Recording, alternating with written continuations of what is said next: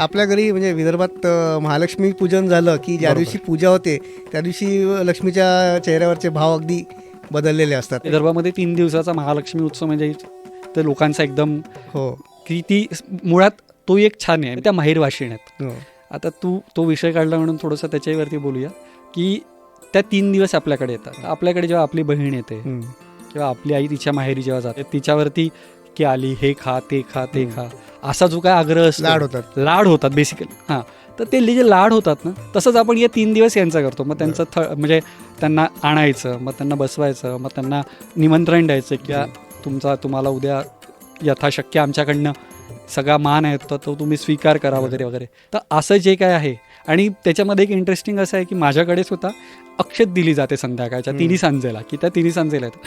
त्याच्यामध्ये जर का बघितलं ना तर पहिल्या दिवशी एक आल्याचा आनंद असतो, दुसऱ्या दिवशी तृप्ततेचा असतो आणि तिसऱ्या दिवशी निघण्याचं दुःख असतं. तर ते आपल्याला 3 दिवस ते त्यांच्या चेहऱ्यावरती ते अनुभवतो. कदाचित मला असं वाटतं की ते आपला त्यांच्याकडे बघण्याचाही दृष्टिकोन असू शकतो किंवा त्यांच्यामध्ये ते देवत्व आहे कारण की आपण त्यांची प्रतिष्ठापना केली आहे.